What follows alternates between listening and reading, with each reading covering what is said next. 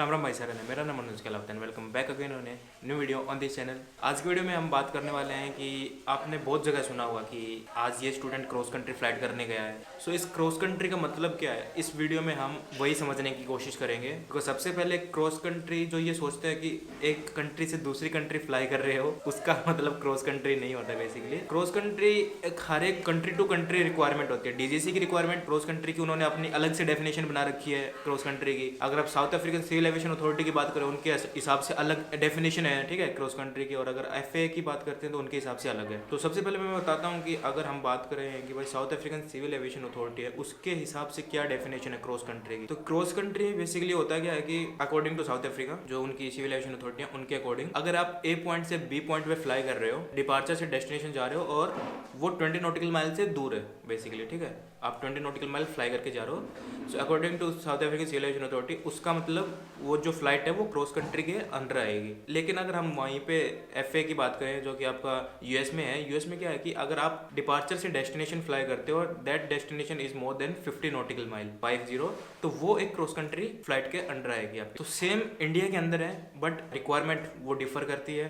कैसे डिफर करती है, देखो, इंडिया के अकॉर्डिंग डीजीसी जो अपना, उन्होंने क्रॉस कंट्री की डेफिनेशन उसको दी है जिसमें रेडियल डिस्टेंस 100 नॉटिकल माइल से ज्यादा होता है आपकी फ्लाइट को। आपको उस फ्लाइट, जो आपकी वो फ्लाइट होगी, उस फ्लाइट को वो क्रॉस कंट्री फ्लाइट के अंडर माना जाएगा। अभी देखो, एक छोटी सी इन्फॉर्मेशन है, लेकिन बहुतों को भाई सच में, मेरे को भी कंफ्यूजन था, मेरे को भी पता नहीं थी इसका मतलब क्या, ना किसी ने पहले बताया इसका मतलब क्या है। तो डीजीसी के अकॉर्डिंग हम यहाँ पे बात करेंगे, पूरा मैं इसमें समझाऊंगा एग्जाम्पल लेके कि क्रॉस कंट्री का एग्जैक्टली मतलब है क्या। तो सबसे पहले मैंने ये बता दिया कि आपका जो रेडियल डिस्टेंस है, अब रेडियल डिस्टेंस से क्या मतलब समझते हो। सो अब बात करते हैं कि अकॉर्डिंग टू इंडिया और डीजीसी है, डीजीसी के अकॉर्डिंग आपका जो क्रॉस कंट्री है उसका मतलब कि आपको सबसे पहले तो डेफिनेशन स्क्रीन पे देखी गई होगी। अब आगे बात करते हैं, मान लो कि हमने कोई भी एक पॉइंट एंड एक डॉट हमने ड्रॉ किया, उस डॉट को हमने डिपार्चर, अपना जो एयरड्रोम, आपका कोई भी डिपार्चर एयरड्रोम, उसको मान लो, और उसको अल्फा से डिनोट कर दिया। आपको जो डिपार्चर एयरड्रोम है अल्फा से डिनोट कर दिया। उसके बाद हमने एक 100 नॉटिकल माइल रेडियस का एक सर्कल ड्रॉ किया उसके अराउंड, ठीक है। सो सर्कल ड्रॉ करने के बाद अब पहला एग्जाम्पल लेते हैं कि अगर हम अल्फा से ब्रावो जा रहे हैं, जो कि अपना डेस्टिनेशन है, वो डिस्टेंस आपका विद इन सर्कल है, बट 90 नॉटिकल माइल डिस्टेंस है। तो क्या वो एक आपका क्रॉस कंट्री फ्लाइट में आएगा? नहीं, वो बिल्कुल क्रॉस कंट्री फ्लाइट में के अंडर नहीं है, उसको काउंट करेंगे। फिर दूसरा एग्जाम्पल लेते हैं अपना, ठीक है। अब ए है पॉइंट जो कि आपका डिपार्चर है, वहाँ से आपको एक चार्ली पॉइंट हमने बीच में कोई, जो कि आपको ब्लू से दिख रहा है स्क्रीन पे, एक चार्ली पॉइंट हमने डिनोट किया, जो कि हमारा ओवरफ्लाई पॉइंट होगा, और चार्ली से हम ब्रावो जा रहे हैं, ठीक है। तो चार्ली से ब्रावो, अब ये अल्फा से चार्ली, चार्ली से ब्रावो 50 नॉटिकल माइल है, लेकिन हो तो टोटल 100 गया, राइट। तो कहने का मतलब ये है कि अगर ये जो आपका टोटल 100 नॉटिकल माइल हो गया, तो क्या ये जो चीज़ है ये भी 100 नॉटिकल माइल क्रॉस कंट्री या फिर क्रॉस कंट्री के अंडर आएगा? तो एब्सोल्युटली नहीं आएगा ये भी। क्यों? क्योंकि ये आपका 100 नॉटिकल माइल, आपको कोई भी ए से अगर आप चार्ली जा रहे हो वो भी 100 नॉटिकल माइल से कम है, चार्ली से ब्रावो जा रहे हो वो भी 100 नॉटिकल माइल से कम है, भले ही हम और फ्लाई कर रहे हो, बट ये कम है, ठीक है। तो ये भी आपकी क्रॉस कंट्री जो है, क्रॉस कंट्री के अंडर नहीं आएगा अकॉर्डिंग टू डीजीसी। अब जो है, हम देखो, एक चीज़ और मैं बता देता हूँ कि आप इस सर्कल के अंदर चाहे 2000 nautical mile, 3000 nautical mile fly कर लो, वो आपका जो 50 आर क्रॉस कंट्री है उसके अंडर काउंट नहीं होगा।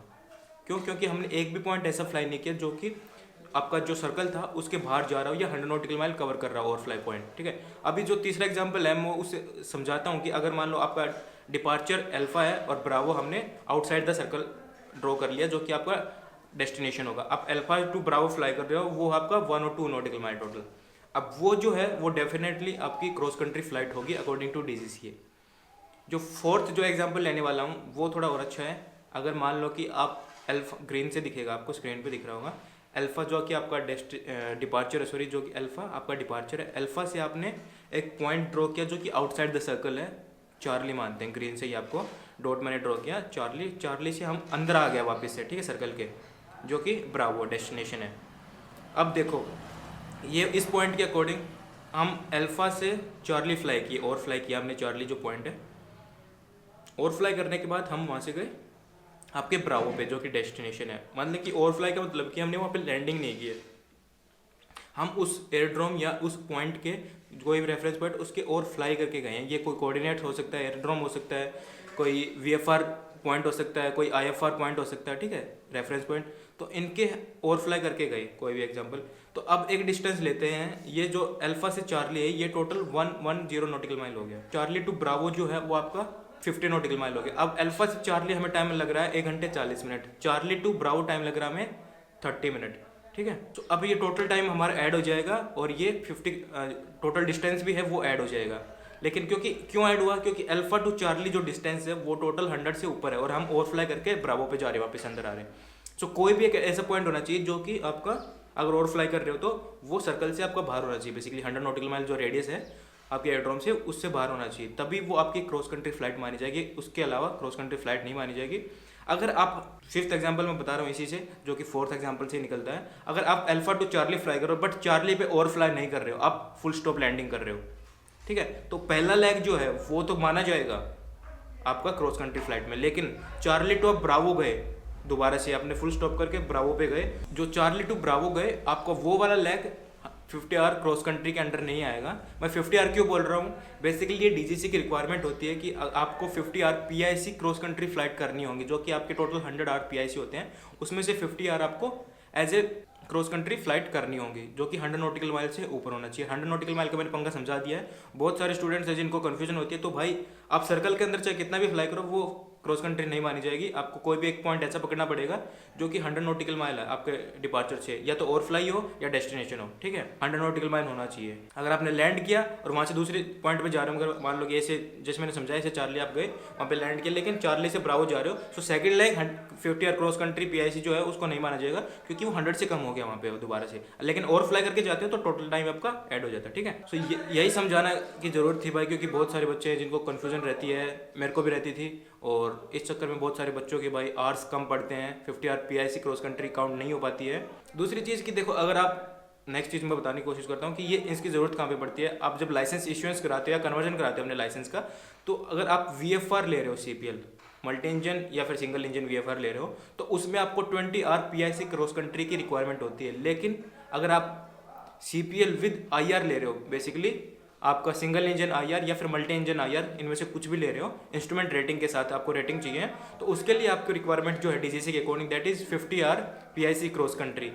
क्रॉस कंट्री का मतलब मैंने समझा ही दिया है, तो ये रिक्वायरमेंट है और ये आपकी कंप्लीट होनी चाहिए। अगर कंप्लीट नहीं है तो पंगे पड़ेंगे भाई, और आपको दोबारा से जाके फ्लाई करके आना पड़ेगा। नेक्स्ट चीज़ जो मैं बताना चाहूँगा कि इंडिया में जो भी आपकी एक जो चेक होंगे, आज जब आओगे इंडिया में बाहर से फ्लाई करके आ रहे हो, तो 120 चेक और 250 check, 250 nautical mile cross country, जिसमें आपको एक full stop landing in between करनी होती है, और जो दूसरा है 120, उसमें आपको कोई लैंडिंग करनी नहीं होती, रात को होती है 120, आप जाके और फ्लाई करके वापस आ जाते हो कोई पॉइंट। सो उसमें क्या है कि अगर आप 120 को भी 100 नॉटिकल माइल से ऊपर करते हो, 250 को तो ऑब्वियसली करोगे ही। मैं यही समझाने की कोशिश कर रहा हूँ कि इनके जो आर्स हैं वो आपको एज ए PIC मिलते हैं, और वो आर्स आपको 50 आवर क्रॉस कंट्री में ऐड हो सकते हैं अगर आप दोनों को fly more than 100 nautical mile करते हो। तो अगर किसी का 4-5 घंटे कम पड़ते भी हैं तो वो 4-5 घंटे यहाँ से उसको मिल सकते हैं। तो ये चीज़ मेरे को अभी रिसेंटली पता लगी थी, सोचा कि आप सभी के साथ शेयर कर दूँ, आपकी भी हेल्प हो जाएगी। वीडियो आपको कैसी लगी, अच्छी लगी तो कमेंट करके बता देना और लाइक कर देना। चैनल को सब्सक्राइब नहीं करते, चैनल सब्सक्राइब करो, क्योंकि आज के टाइम पे भी बहुत सारे ऐसे बच्चे हैं जो वीडियो देख कर चले जाते हैं लेकिन सब्सक्राइब नहीं करते हैं, ठीक है। और ऐसी ऐसी आगे आने वाली और भी रिक्वायरमेंट्स बताऊंगा, DGC की कन्वर्जन की क्या क्या रिक्वायरमेंट्स है, कौन से डॉक्यूमेंट्स आपको लेके आने चाहिए, अगर रिसेंसी लग जाती है तो कितने आवर्स आपको एक्स्ट्रा फ्लाई करना पड़ेगा, विदाउट रिसेंसी आपको किस किस पे चेक देना पड़ेगा, टोटल कितनी फ्लाइंग करनी पड़ेगी, वो सारी वीडियोज़ आगे फर्दर आने वाली वीडियोज़ में आपको डिस्कस करेंगे। बट आज की वीडियो में इतना ही।